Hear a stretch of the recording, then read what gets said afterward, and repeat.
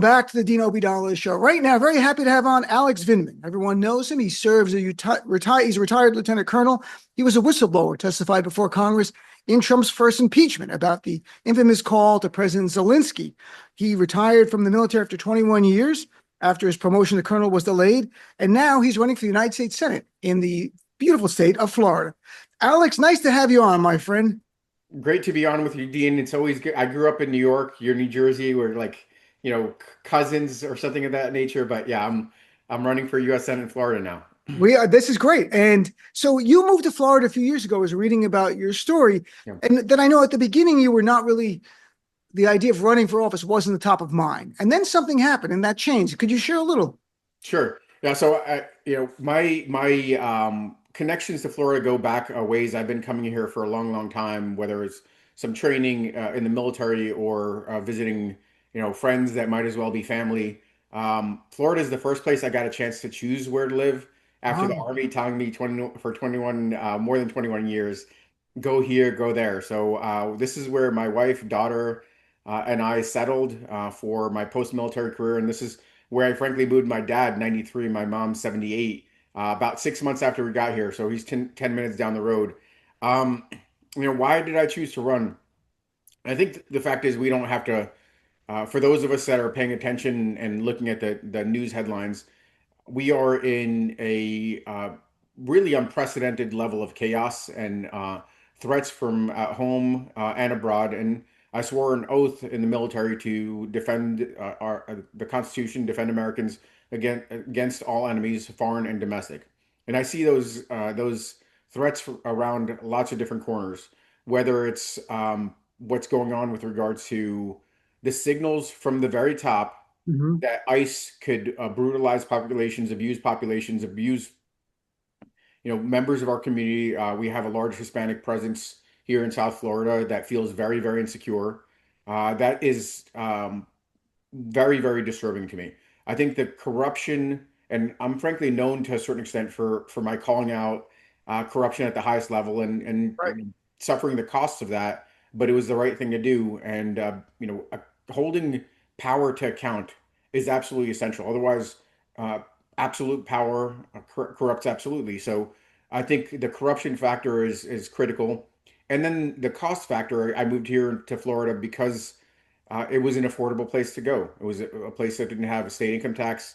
I've got my retirement and my VA disability.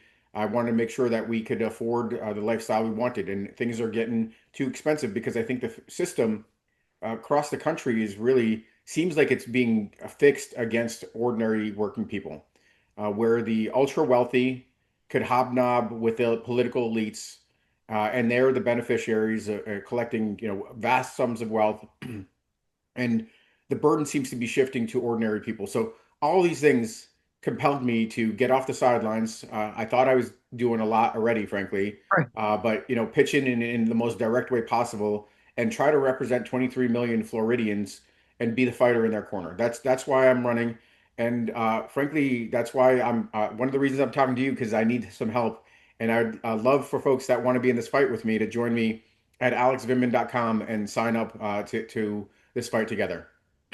And and that's a great way of laying out. I've you've served in the military, so this might be too simplistic, but I put it this way: that I really feel like we're at war. That it's a war that Donald Trump declared upon us, and our own government is coming after anyone who dissents, even using troops, as we see in Minneapolis, where Trump calls them his troops. He actually referred to them as troops Yeah. who have terrorized and even killed Americans. And this is unlike anything we've ever seen, going after journalists, going after comedians, even with Jimmy Kimmel. And we learned last night DOJ sought to prosecute 6 Democratic lawmakers, including Senator Mark Kelly and Lisa Slotkin from Michigan. And Chris Deluzio has been on my show many times, a congressman, a Navy veteran, for putting out a video just explaining that don't follow illegal orders. So, I mean, if someone served in the military, was there anything wrong with what they were saying? Absolutely nothing wrong. Frankly, we are trained in the military to follow our chain of command, follow the orders given to us by the commander in chief, unless they're illegal orders. Unless they're orders like, let's go shoot some protesters in the legs, like Donald Right. Trump had said to his Secretary of Defense in his first administration, like he's now looking like he's deploying troops, active duty and National Guard and Reserve into American cities. Those troops are showing up like they're ordered to do. But if they get ordered to take on illegal orders and suppress peaceful protesters exercising their First Amendment right, it is their obligation, and they will be held accountable if they don't disobey those orders. So absolutely nothing wrong. My one of my biggest urgencies to take on this fight is that the senator here in Florida, Ashley Moody, was appointed. Yeah. She was appointed by the powers that be, the elites, to be an automatic yes vote for the entire radical Trump agenda. And for me, accountability has been kind of a cornerstone of my values and ethos. That I stood up when I thought it was when I thought that the president was breaking the law and thought he believed that he was not subject to the law. That didn't sit well with me. So I reported that. And I expect that my elected representatives, she's not elected, but that our elected representatives are there to look out for our interests. They're supposed to be a check on power. They're supposed to make sure that the executive is doing its job. And if they're not, holding their feet to the fire. So that's really what's at the forefront of mind as I take on this fight, and I'm seeing that from many folks I interact with here in the state that they look for somebody that's going to be in their corner. And do you have any concerns? I mean, it looks like Donald Trump is going after anyone who ever criticized him, critics, elected officials, AGs of New York, where I live. Do you have any concerns he might try to get his DOJ to come after you? We are before I made the decision to run, I weighed these risks very carefully. Bottom line is, I wasn't going to let fear or intimidation drive my decision. I felt an urgency to be able to do something for my home state, to be able to do something for the American people, and it doesn't. I'm let them come after me. Go ahead and try to pick that fight. It didn't really work out very well. Yes, I lost my career when I reported corruption, but I'm not an easy target. I served this country for more than 21 years. I'm not a politician with a bunch of dirty laundry or anything of that nature. They might try to come up with some things, but for me, it's basics, simple right and wrong, and I'm going to do that, and I'm not going to be distracted by whatever they try to throw at me. And when you saw Trump up close in the first term, you were there. When you look at him now, it's from afar. Do you think objectively he is more dangerous this term? I think anytime you're in a situation in which you have no guardrails and you have that much power concentrated, you're the probably the best of us. And there are many famous quotes about this. The best of us can be corrupted. I'd say that those that are notoriously corrupt are potentially the most dangerous in this kind of environment. We don't have a situation with which there are guardrails, in which there are senators that are willing to hold up funding, willing to impede sitting cabinet officials from just doing whatever they want. So I think it's a very, very dangerous situation. Yes, in the first administration there were guardrails. This time around, nothing like that exists. He believes that he has absolute immunity for his official acts, for anything he does. He believes that he has the support of his entire cabinet as just an automatic yes vote, because those are the folks that he put in. And he believes that he has the automatic yes vote from Ashley Moody and her colleagues, and that is a really, really dangerous situation, because that's what we're seeing today. We're seeing a situation in which we have chaos unfolding at home and abroad. We have corruption that we've never seen in this country, and Yeah. we have costs. That was his big deliverable. This is where he thought he could, he could convince the public to vote for him because of costs.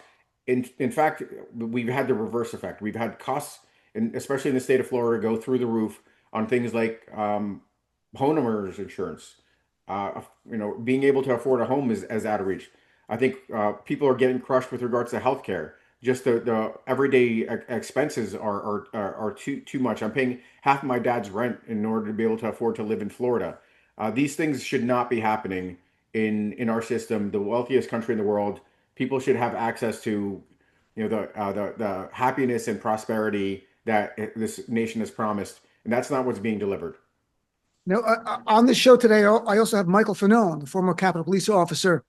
And how much do you think what we're seeing is that Donald Trump is not held accountable for not just what was involved with Ukraine, but attempting a coup and inciting a terrorist attack on our capital? Yeah. It's all about accountability fundamentally. It's all about folks that are willing to stand up to power, willing to be fighters for, especially electeds, for their constituencies, and frankly, damn the consequences, but are willing to do their job as they pledged to do, as they swore an oath to do. Without those kinds of guardrails, things start to break down. Without those kinds of guardrails, the worst of human nature starts to creep in. So we need folks that are willing to be fighters for right, fighters for fairness, fighters for what this country has promised generation after generation, and that's not what we have. And that's frankly what I intend to deliver to Floridians. The one thing that I would like my fellow Floridians to understand is I will be a fighter in your corner. I'm not beholden to special interests. I'm not beholden to the powerful or the politically connected. I'm not beholden to one party or the other. I'm going to be the fighter that I've proven that I was during my career. I'll be that fighter in the Senate for you. I'm chatting with Alex Vindman, who's running for the U.S. Senate Democratic nomination in Florida. You mentioned earlier ICE. ICE has done things that I cannot remember in my lifetime. And I've read a lot about history, too, about American history. I guess the closest would be maybe during the Civil Rights Movement or the anti-Vietnam War protests.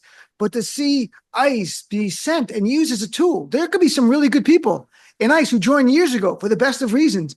But now they're being used by Donald Trump as a weapon against our fellow Americans. If you're elected to the Senate, what do we do about ICE? Sure. So I think ICE has been around since the early 2000s, 2003, if I recall Yeah. correctly. They have a well-defined but narrow lane in terms of immigration enforcement and customs enforcement. That's not what they're doing today. Today, they're roaming the streets, picking fights with Americans. They're looking to inflame tensions to potentially justify the president to deploy martial law and the Insurrection Act. They're not trained to do this job. That especially with the massive growth and explosion in their budget and their numbers, they're not being properly recruited. They're not being properly trained. I look at this from a combat soldier's eyes.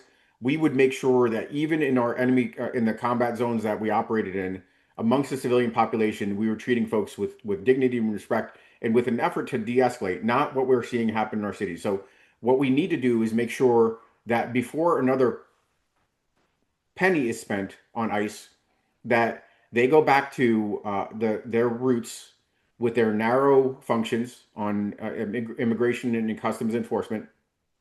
They go back to make sure that they're properly trained. They shorten the training spans. We need to make sure that that's fixed. We need to make sure that they are operating as a normal police force, not as a paramilitary, heavily armed with the same kind of weapons that you had in combat. We need to make sure that they're not, with face masks on, hiding their identities, so that they could abuse the population. And if they're doing those things and they're going after criminals, the way the president talks about it, right? He said his priority was to go after criminals, not not even if you're here undocumented. That status is not where Americans want people to be. We want folks to come into the country legally. But that's not what the president said. He said he wanted to go after criminals. That's not what's going on. He's got a quota to arrest 3,000 people. He's picking people up that are going to the courts to fix their status, whatever the case might be, dragging people out of the community. This is happening here in my own backyard with the Cuban community. These things need to be fixed.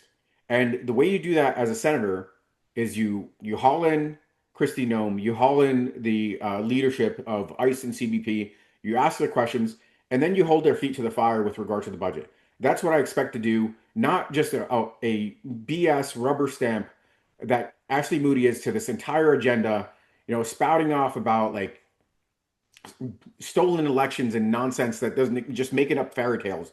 That's not what should be going on. We need somebody that's going to represent our communities. By the way, going back to what you said, Alex, are you saying like in combat zones, the U.S. military would treat the local people there, the civilian population, better than ICE is treating the American population, like say in Minneapolis? Very true. We had rules of engagement. We talked about this in the frame of we want to win hearts and minds. We want to make sure that there is not a safe haven for insurgents in these areas in these combat zones, and we treat the populations with respect. We would be prepared for the worst, but we would not, intentionally provoke civilian populations with whom we're trying to build bridges. That is not what ICE is doing. ICE is doing the exact opposite. They're going into these communities to harass, to inflame, and to do something much much bigger than their designated function around customs and immigration enforcement. And we need to do better. The American people, our communities deserve better. They don't deserve to be harassed. They don't deserve to feel insecure just because of the color of their skin. So this is a fundamental issue that needs to be fixed through accountability, through a check on power. And you mentioned earlier the cost about like healthcare. It's exploding right now. I mean, the ACA subsidies are gone for millions of Americans, and some can't afford it. I mean, have you given any thought? And I know you're new to running, but the idea of some alternatives. Is it just reinstating the subsidies? Is it some kind of universal health care like every other industrialized nation has? So I think there are immediate fixes like the affordable care subsidies. So 500,000 Floridians don't lose Right. their care, and many more have a increasingly unsustainable healthcare burden, because it's not just the people that lost; it's the fact that it's gotten so extremely high for other people, where they have to make some tough decisions between food or education and things of that nature. So that's an easy fix. I do fundamentally agree with this idea that the richest country in the world should be able to expand healthcare for the population, make sure it's high quality and affordable, and that a single crisis doesn't ruin families, doesn't ruin lives. That a single healthcare crisis doesn't lead to bankruptcies because the costs of healthcare are too high because people can't afford the health insurance. So we definitely need to look at solutions. Republicans, like Mitt Romney, for instance, proposed some really interesting ideas. This was the roots of Obamacare, the Affordable Care Subsidy. We need to look at solutions that expand healthcare, and that's something that is going to be a focal point for me as a senator from Florida. That's such an important issue that affects everybody now. If you lose your health care, and then it affects the health insurance rates of everybody else. People don't get that, all of us. So it's important. I want to touch on foreign policy just a little bit here. You were well known for the incident with Trump trying to shake down President Zelensky over getting dirt on Joe Biden. Now, what's your take now on what we've seen with Ukraine? I've seen Russia's made certain advances. Is the U.S. not robustly under Trump helping the Ukrainians against Russia? Yeah, I think he's more known because of that incident. He's my foil, not the other way around. Right, right, But right. I no, I think the fact is, it's a we're approaching the 4-year anniversary of this war, and I think the U.S. has taken a deeply disturbing position, completely opposite our values. We're embracing our enemies and casting aside our allies. Americans understand that this is a dangerous world and the bad guys are working together. And the good guys need a strong team too, because no matter how powerful we are, if the bad guys are all working together and we're by ourselves, we're vulnerable. So fundamentally, that is a switch we need to flip. We need to make sure we recognize that the source of our security is our friendships, and that we need to be much stronger as a team to deter the bad guys from eyeing us and thinking that they could go ahead and come after us. So that's one thing that we need to do.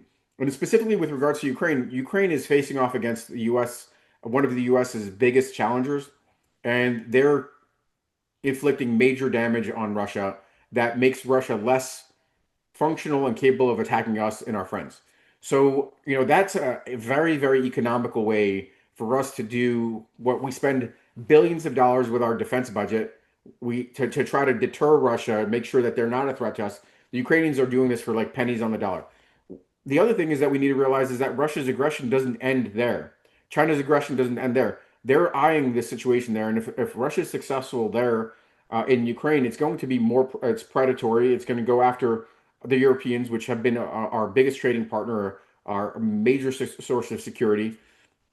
So fundamentally, I think we need to make sure that the administration changes course and takes care of what it needs to do to make sure our population in America is safe, and then at the same time figure out how to balance that with the urgency to provide for the American public and address these cost factors.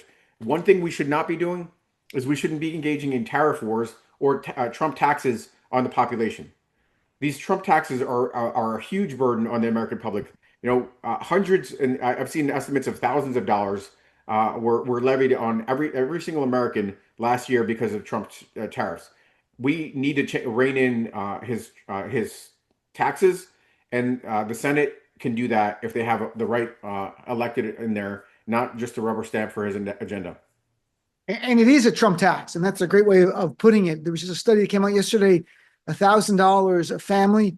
This year it'll be even higher. And over 95% of the tariff are passed down to us because businesses are not going to eat it. It destroys their bottom line. And last thing, you were talking about being the idea of casting our allies aside. When Trump was saber rattling about taking Greenland and even threatening the NATO alliance, and now he won't stop with Canada about the bridge. Oh, I want to own half the bridge. I don't even know what's going on anymore. How detrimental is that to our security as Americans? In some cases, I would say it's close to the worst case scenario, in that all of our traditional relationships are being just burned to the ground. Our enemies are popping corks for their champagne bottles, watching us burn our relationships with our closest allies. And the American public and Floridians just simply don't want that. They don't need that. They want, a calm, peaceful, strong America with strong allies to make sure that our enemies don't come after us. And they want to focus here domestically on fixing problems that we have here at home. And this is a really fundamental flaw with the direction this country's taken, is that they're fine going on these crazy adventures, putting troops in harm's way, uh, and have no solutions for the American public, and that's why they're talking about crazy stuff like seizing ballots from different states and getting the federal government involved, because they have no ideas that are delivering for the American public, and they have to resort to the authoritarian playbook to try to steal elections, which is something I've got firsthand experience with this administration, because I reported that in the first go around. So if you want to change course in this country, and you want a fighter that's going to be in your corner, please join me at alexvindman.com. Sign up as a volunteer, contribute to my campaign, so we could win this thing and change the direction that we're headed. We're headed to some deep chaos that's deeply disturbing, and we need to change course. Well, you might be new to the world of politics, but you're very good at getting on the message here. It was very good. That was the last question I was going to ask you. And I was going to ask you about what's the website, alexvindman.com. People can check it out. They can donate. They can volunteer. And I know you had the first couple of days, some great numbers about fundraising, which is important, but that's only the beginning. It And is it's the a long beginning. race. I mean, Yeah, we need grassroots support here. We need volunteers that are going to be going out into the field for us, passing the message. State of 23 million. It's hard for me to reach. It's shocking. This will probably be I don't want to make it eye-watering for you folks, but it's going to be probably $100 million race, and wow. most of that is going to be to reach folks that are living their lives, that are not necessarily paying attention. So when you hear me do this, what sounds like a hard push on this, it's because I want to be able to talk to as many people as possible, get the message out that I'm there to fight for them, and your listener support and your viewer support is absolutely critical, and I'm very grateful for that, and I'm grateful for the opportunity to be able to talk to you and your followers. Well, Alex, thanks so much for coming on. I wish you the best in the race and look forward to chatting with you in the future about to see how things are going. Thanks, Dean. Have Really a great day. appreciate it.